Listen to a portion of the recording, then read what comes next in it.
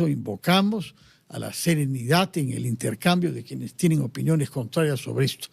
Dicho esto, debo presentar al excongresista y dirigente de Acción Popular, Víctor Andrés García Belaúnde, al que habíamos naturalmente invitado antes de saber que tendríamos estas declaraciones, al término de un día en el Consejo Municipal de Lima. Ha sesionado también en torno al tema de los trenes llegados hace unos días o semanas ya de California y que deberán ser implementados para el trayecto Lima-Chosica. Señor García Belaúnde, muy buenas noches. ¿Qué tal? Bueno, a mí es una pena que este pleito, quien se preocupe es el Perú. Los trenes en el Perú llegaron a ser más de 7.000 kilómetros de trenes en el Perú. ¿Y ahora? No 1900. ¿1900? Kilómetros, sí. A ver, hemos pasado... En Arequipa, Puno, Cusco, bueno, ahí tiene 600. Bueno, Lima, Huancayo, Huancavelica, es uno de ellos. Sí, 400 más, sí. ¿No?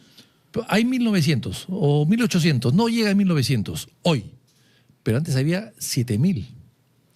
En todos los valles de la costa había trenes, en Lambayeque, en Piura, en Trujillo, en Cañete había hasta en Cerro Azul, creo. Hasta en Cerro Azul llevaba la locomotora hasta la punta del muelle. Había en otras partes también. Entonces, todas las haciendas azucareras tenían ferrocarriles internos. Bueno, y había un ferrocarril que llegaba al sur, a Cusco y a Puno, que ahora tampoco existe. Había un ferrocarril Chimbote-Huallanca. Tú ibas al Callejón de Huallanca por tren.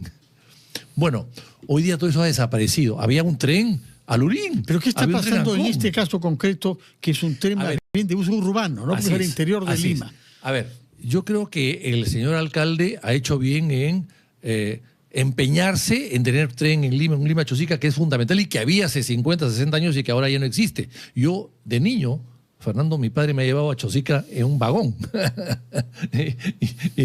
¿No? Entonces, eso hoy día no existe. Es una pena que no exista. Ahora, me parece muy bien. Creo que está haciéndolo el sistema que ha empleado, me parece que de empujar las cosas y de no planificarlas previamente, me parece que es un error. Pero el tren es necesario. Una vez que ya está el tren en Lima, ya están los trenes en Lima, pues debe ponerse de acuerdo con el gobierno para poder hacer la obra. La obra que hay que hacerla, hay que hacer una segunda riel, hay que hacer estaciones, etcétera. Hay que poner operativo el tren, que no han hecho nada los actores concesionarios, porque el tren hoy día al centro y que pasa por Chosica y por Chacacayo es un tren que va a 20 kilómetros por hora para no atropellar a la gente, porque no tiene vallas. No tiene vallas, ni semáforos. No han hecho nada en ese aspecto. O sea, y aparecen muertos siempre. En la noche hay uno que otro o borrachito despistado que aparece muerto porque pasa el tren básicamente en la noche y muy despacio. Entonces, y les han renovado el contrato 10 años más, sin haber hecho nada de esas cosas que son importantes y sin dedicarse a transportar pasajeros, que era una de las obligaciones. En fin, pero entonces hay que trabajar con ellos y hay que trabajar con el Ministerio de Transporte. O sea, el tren es un tema nacional del gobierno central, no es un tema municipal. El alcalde debería entender que no lo puede hacer solo, tiene que hacerlo de la mano del gobierno. Y el gobierno debería entender que tiene que ayudar al alcalde para hacerlo. Hay dos personas que eran totalmente antagónicas en el pasado que se pusieron de acuerdo para hacer algunas obras juntas. Barrantes de izquierda con Belaúnde. O sea, el alcalde necesita del gobierno y el gobierno necesita del alcalde. Y en el caso del señor alcalde, él es elegido por el pueblo. En el caso del ministro de Transportes, es elegido por la presidenta a dedo.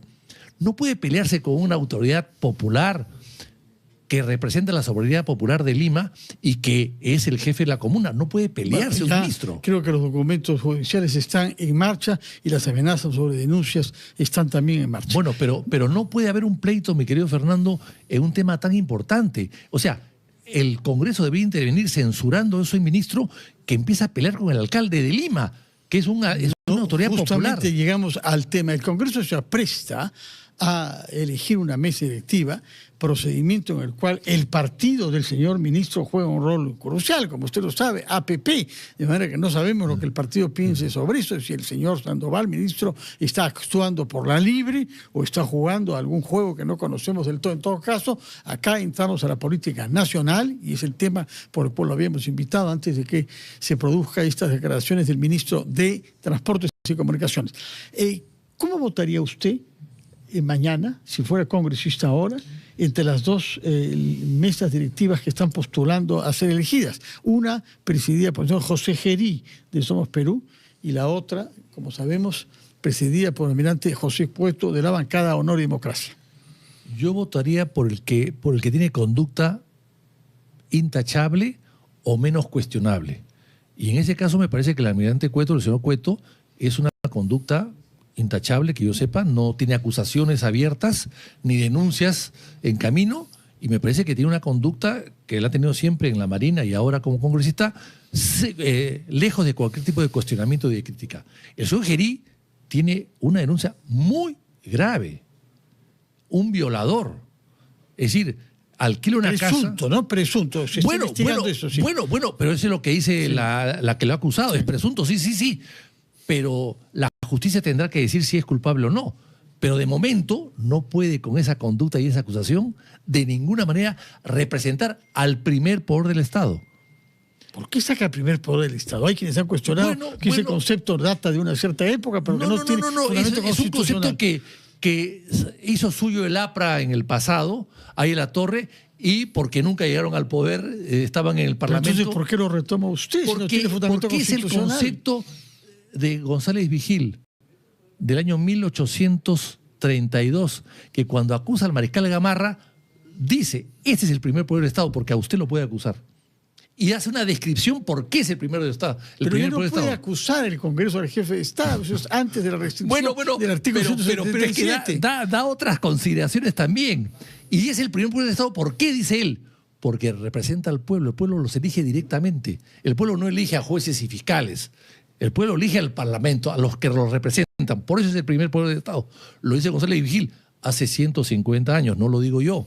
Por eso es que el APRA se copió, hizo suya la frase y la gente creía que el APRA lo decía porque como nunca llegó ahí en la Torre a la presidencia de la República y siempre llegó al Congreso, pues querían que el Congreso esté por encima de la presidencia de la República. Esa es la verdad. En todo caso, usted prioriza la imagen de idoneidad y de limpieza ética, consciente de que el impacto que puede tener la noticia internacionalmente, que el Perú se dota de un presidente del Congreso investigado por violación sexual. Así es. Además, es una situación muy... Sí, las condiciones en general, toda violación sexual es horrenda. Y todo el aparato, toda la casa que se alquila, la participación, Año Nuevo, ahorita, hace poco, siendo el congresista, o sea, todo es una mugre realmente. Entonces es una pena que el primer poder del Estado, que dicen ser el primer poder del Estado, que debe representar un presidente con valores republicanos, de ética pública, etcétera, ponga a una persona sumamente cuestionada y por lo tanto sujeta a todo tipo de críticas y de acuerdo. Esta mañana entrevistamos al presidente saliente Eduardo Salguana, quien atribuyó la causalidad de estos males y otros en el Congreso a la fragmentación. Se comenzó creo con 7 u 8 bancadas, tenemos 13 en este momento. Hay que negociar para poder tener una mayoría, si no, no hay mayoría y en consecuencia se tiene uno que tragar sapos. No, bueno, eso es una explicación infantil, porque tú puedes negociar con mejores personas. Además, tú puedes negociar muchas cosas, pero lo que no puedes negociar es la moral pública, la ética pública. Tú no puedes negociar con una persona acusada de una violación que le desprestigia a todo el Parlamento. Lejos de mí querer defender al señor Gerí, pero le voy a repetir lo que han dicho quienes defienden su candidatura, que él ha mostrado documentos fiscales en donde se anuncia que habrá pronto un archivamiento de lo que le compete a él. Pero eso lo ha mostrado él a título privado, las personas que hemos interrogado acá, al señor Flavio Cruz, por ejemplo, vocero de Perú Libre, nada menos, y que, como usted sabe, Perú Libre integrará la mesa directiva una vez más con el mismo vicepresidente Valdemar Cerrón. ¿Y por qué no muestra las notificaciones que ha recibido para un tratamiento psicológico, psiquiátrico que no ha cumplido? Debe mostrar eso también. Entonces no me parece correcto. O sea, es muy fácil defenderlo de esa manera, que salga él y dé la cara y que muestre los documentos que hay. Y que salga además la señora, no puede salir la señora afectada, evidentemente, pero quizás algún representante de ella que pueda también decir lo contrario. Se la voy a poner ahora un poco más difícil. ¿Por qué la bancada de su partido respalda la candidatura del señor Gerí que usted abomina? No lo sé. ¿No lo sabe? No lo sé. ¿No se ha molestado en llamar a hablar con el presidente, no con el lo sé. secretario general, con sus colegas? He mandado un mensaje a ellos y me han dicho que están viéndolo, pero me parece desastroso para el partido que apoyen a un violador o acusado de violación que tiene una conducta no impoluta, no transparente, no ética, tan cuestionada, que lo apoyen para la presidencia del Congreso con el ánimo de tú ser vicepresidente o tener algún tipo de granjerías. Me parece no solo de muy mal gusto, sino me parece que se riñe con la política que siempre ha tenido Acción Popular de escoger a los mejores en los mejores puestos. ¿Esto puede tener consecuencias negativas para su partido Acción Por Popular supuesto que sí. durante la campaña? Por supuesto que sí. Y esos que apoyan esto, lo más probable es que no sean reelectos. Si creen que con esto pueden mejorar su performance para ser reelectos, va a pasar justamente lo contrario. Justamente lo contrario. Esto los va a hundir totalmente a los que voten a favor del señor Gerí, y nadie los va a reconocer después en el partido ni en sus electores. El señor Saluana esta mañana en la presentación de noticias formuló algunas autocríticas sobre el año que ha transcurrido de él como presidente del Congreso de la República. Y habló también, hay aspectos en los que hemos cojeado. Mencionó específicamente algunas leyes que no pudieron ser modificadas, que no pudieron ser corregidas, reconsideradas, algunas de las cuales, por ejemplo, una de las cuales ha permitido que el señor Jorge Cuba haya podido salir libremente del país a pocos días de saberse que iba a ser leída su sentencia, que como sabemos ha significado 25 años de cárcel para él, y él pudo salir por una ley modificada en el Congreso que limitaba a 36 meses el plazo máximo para impedimento de salida al extranjero. Uno puede comprender que la prisión preventiva sea de 36 meses, pero salir al extranjero. Sí, bueno, no lo sé, no conozco el detalle, pero lo que sí le puedo decir es que no es posible que después de 7, 8 años recién quieran leer la sentencia al señor Cubas, ¿ah? 8 años se han demorado. Sucede en todos los países, ¿ah? No. Hay otros casos en que ha ido más rápido. Pero en todo caso la Fiscalía hizo acusación. En Chile es mucho más rápido y la en Fiscalía hizo acusación en 2 años y medio. Bueno. Después se demoró el Poder Judicial. Pero y ellos dicen que no tienen presupuesto. No, presupuesto tienen todo el que necesiten. No, lo que no es posible es que en 8 años no se haya dictado sentencia. Eso me parece espantosamente y que además los fiscales no hayan insistido en que el proceso se termine lo más pronto posible. Eso sí me parece muy mal. Ahora bien, hoy día ha salido una noticia que me parece interesante del Congreso, la única que yo rescataría en los últimos tiempos. Han aprobado una norma en la Comisión Permanente para que la SUNAT no cobre los impuestos de los recibos de alquiler, que son 5 y 18%, depende si es persona natural o jurídica, a los inquilinos que no pagan. Porque resulta que ahora el inquilino no paga y tú tienes que pagar el impuesto del IGB o el impuesto del 5%. O sea, te cobraban impuesto cuando tú no tenías ingresos. O sea, eso lo están corrigiendo. Me parece muy bien. Me parece que es una medida inteligente del Parlamento, de las pocas que podría rescatar en este último año. Bueno, también se aprobó ayer otra que permite el acceso a la seguridad social de los trabajadores de la construcción civil desde que tengan 2 meses de trabajo. Porque antes es una era 3, creo. Actividad, 3 o 4 que no sean continuas. Bueno, pero en fin, no hablemos de detalles de ese tipo. Por bueno, pero esas correcciones son buenas. Sí, pues sin duda. Ahora, ¿qué prioridades fijaría usted a la mesa directiva que salga elegida, más allá del problema de la persona? Que tengan buena conducta, señores. Están en el escaparate, están en la vitrina todos los días los congresistas. El Congreso tiene 2% de aceptación, no pueden elegir a cualquiera. Que mejoren su imagen. Cuando yo era parlamentario, durante las veces que he sido, el Congreso no estaba nunca bien, pero nunca bajaba de 20% de respaldo. Ahora estamos en 2%, o sea, casi en el suelo. Y aún así eligen a una persona cuestionada, no lo entiendo. O sea, son suicidas políticos los que están allí, los que están eligiendo. Bueno, o más bien calculadores que ven cómo pueden ellos colocar sus intereses partidarios, y para eso la bancada de Somos Perú, usted sabe, ha crecido mucho a expensas de otros, como usted sabe, ¿no? La bancada de Somos Perú, si Alberto Andrade viviese, se vuelve a morir al ver qué han hecho con su partido. Muy bien, ahora, nos ha fijado prioridades respecto a las personas y sus conductas, pero como producción legislativa, y como decisiones organizativas del Congreso, ¿qué prioridades fijaría usted para los 12 meses que quedan a este Congreso? Bueno, es difícil un Congreso que está tan despreciado. Yo lo que plantearía es algunas reformas del Poder Judicial. Nombrar una comisión multisectorial que haga propuestas que tienen que verse más adelante. Pero el Poder Judicial necesita cierto tipo de reformas. Ya decía el Ministerio Público como el Poder Judicial, el sistema en realidad. Y finalmente algunas reformas importantes que hay que hacer también en la policía. Reformas fundamentales. No es posible que se gasten plata los policías en 18 o en 8 coches de alta gama para 8 generales y la policía no tenga ni siquiera para sus uniformes o para sus balas o para sus chalecos.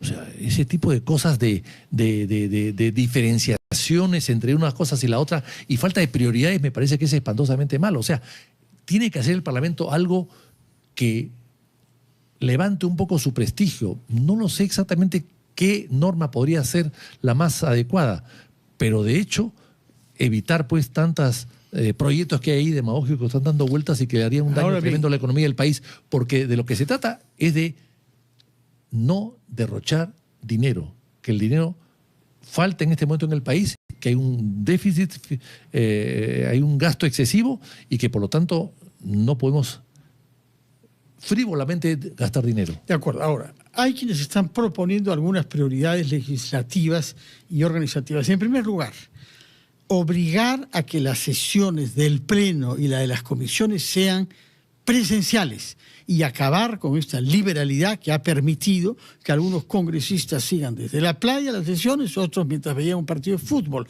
por no comentar otros casos. Estaría de acuerdo con poner mano fuerte. Totalmente de acuerdo. Cuando usted era congresista, a nadie se le ocurría que se pudieran abusar de un recurso que se ideó para el COVID. Se ideó para el COVID y se ha quedado. El COVID se ha quedado para ellos, ¿no? Además, hay una comisión que investiga los efectos del COVID, cuando eso debía terminar. Todo por mantener hay un grupo de gente asalariada a costa del Estado. Pero ahora, lo que hay que hacer, Fernando, para terminar, lo que hay que hacer es una pequeña modificación en los estatutos del Congreso para que los parlamentarios, como un candado más adicional a los que deberían ya existir, para que los parlamentarios que son elegidos con procesos penales abiertos no juramenten hasta que el proceso termine. Asumo la propuesta. Por otra parte, respecto de leyes, ¿qué hace falta legislar en materia de minería artesanal informal por una parte e ilegal por otra? Porque la sensación que tenemos es que no se avanza y que la criminalidad sí que lo hace, con la minería y fuera de ella también. Minería ilegal e informal o artesanal va a haber, bueno, sobre todo la ilegal, va a haber siempre porque el precio está sumamente alto. Hoy día, según unas cifras, ya no el 40%, el 60% del oro que se exporta o que sale del Perú o que se extrae es ilegal. Entonces, ante eso es imposible. Un kilo de oro vale 10 veces más que el kilo de cobre y por lo tanto eso incentiva un poco la minería ilegal y el oro ilegal. Yo creo que hay que hacer una gran reforma, hay que colocar al Banco de la Nación y a la SUNAT en los lugares donde se produce oro y ahí pueden comprar el oro, legalizándolo con ciertas medidas y ese oro luego comercializarlo el propio Estado o que sea parte de sus reservas. Hay que recordar que hoy día eso está haciendo Bolivia.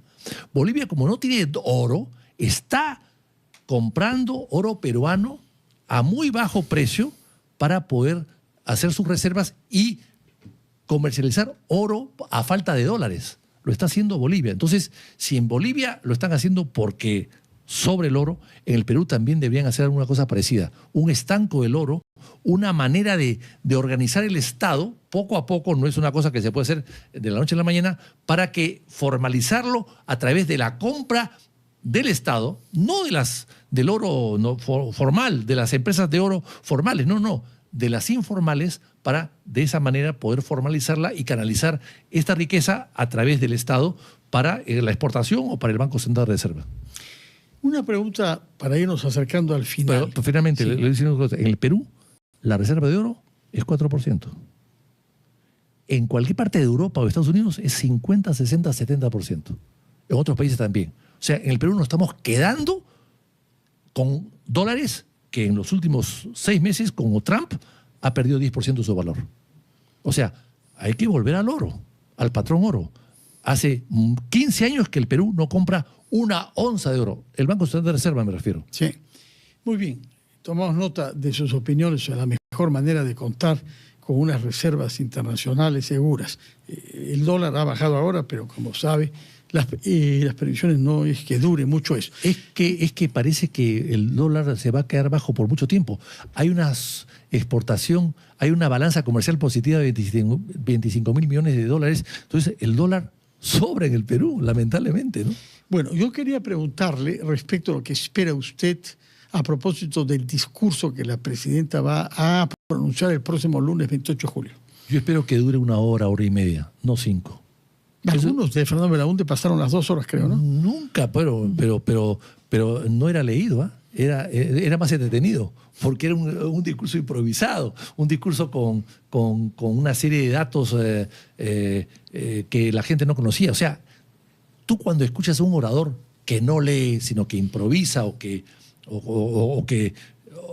hace gala de su buena memoria. Pero creo que es obligatorio presentar un documento escrito al Congreso. Uno puede tomarse libertad de referirse al documento. Eso ¿no? lo hizo el APRA por perjudicar a Belaúnde. Hasta el año 78, hasta la Constitución del año 78, el presidente iba y daba un mensaje a la nación. No se precisaba nada. Y Belaúnde iba y de memoria hacía todo. De memoria narraba, porque trabajaba constantemente y veía a sus ministros adelante y cada ministro lo veía ahí, y de acuerdo al ministro de Salud, de Educación, a todos los que había ahí abajo de él empezaba a hacer un repaso de lo que hacía con sus ministros todas las semanas en sus acuerdos supremos.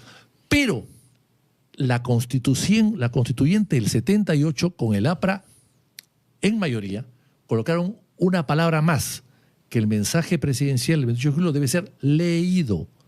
Lo hicieron. ¿Y para qué lo hicieron? Para que Belaúnde no improvise, sino que lea sus discursos. Era contra Belaúnde. Es una frase contra Belaúnde. Pero se podía prever que Belaúnde ganaría las elecciones del 80 durante la constituyente que había ganado el APRA. Es cierto que con la ausencia se pensaba que podía ganar ahí la Torre, pero se murió bien, ¿no? lamentablemente antes. Se pensaba que ahí la Torre podía ganar. Tan es así de que ellos colocaron que en el año 80 no había segunda vuelta. Había una sola vuelta, y que tú ibas a ganar la primera vuelta si pasabas el 36%. ¿Por qué? Porque el APRA había ganado con 37% en la Asamblea Constituyente. Pero sin Acción Popular. Sí, exactamente, sin Acción Popular. Entonces ellos dijeron, caramba, si sacamos 37 en la Constituyente, el 80 sacamos 36. Bueno. Y pusieron el tope 36 y no hubo segunda vuelta, porque pasó Belaúnde el 36%, llegó al 47%. De acuerdo. Ahora, más allá de esto que nos ha dicho, que es un aspecto de forma, que no exceda el tiempo, la señora Boluarte, que sea capaz de resumir en 1 hora y media o por ahí, contra las 5 horas o más que habló el año pasado. Sobre el fondo, ¿qué puede una presidenta en sus circunstancias, en las circunstancias del país, es decir, de entrada a un periodo electoral, decir, que aliente, que asegure a los peruanos y que asegure la imagen del Perú en la comunidad internacional?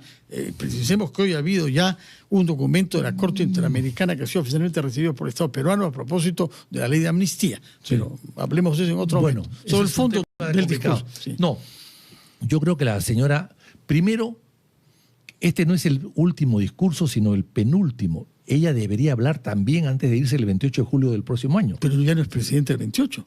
Entrega la banda el día 27, ¿no? Antes de entregar la banda tiene que haber un discurso. Eso siempre se ha estilado. No recuerdo los últimos años. No, Belaúnde el año... Los últimos años, digo, no se quede con Belaúnde usted. Pero siempre el presidente que se va, deja la banda, hace un discurso, deja la banda y se retira. Eso fue con Belaúnde y con García. Cuando Belaúnde deja el poder, va a hacer un discurso más corto que otros, lo entrega el texto del mensaje presidencial, entrega la banda y se retira. Y llegó García y ganó su discurso. Lo que pasa es que el año 90, cuando García se va a hacer un discurso el año 90 al Congreso y lo pifea el Congreso. hay carpetazos y hay un lío tremendo. Entonces García se retira y ya a partir de eso, en el segundo gobierno, García ya no va al Parlamento. Creo que habla en el Palacio de Gobierno y manda el discurso por escrito. Entonces, esa tradición yo creo que hay que rescatarla. La presidenta va, da su discurso, se retira y llega el nuevo presidente y le dan la banda presidencial. Ahora, ¿qué cosa puede hacer? Primero, dar cuenta de lo que ha pasado en este año. Y es el mandato constitucional, sí. Da cuenta de por qué no ha hecho lo que ofreció. Hay muchas promesas que ofreció. Por ejemplo, ¿cuál usted lamenta que no haya cumplido? Varias más. Pero, por ejemplo, ofreció cambiar de nombre al Ministerio de Interior. Ah, sí. De la seguridad ciudadana.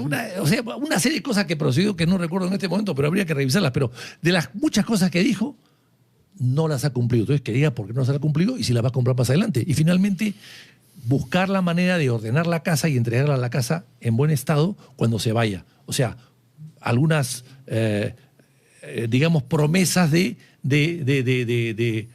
dar cuenta de lo que ha hecho, cómo entregó el gobierno, cómo recibió el gobierno y cómo lo va a entregar, ¿no? Y ofrecer elecciones limpias y transparentes y respetar los resultados. Muy bien. Señor Víctor Andrés García Belaúnde, muchas gracias. Hemos hablado con el ex congresista, que es un abogado y también historiador. Vamos a hacer una pausa y después hablaremos con el historiador que ha sido rector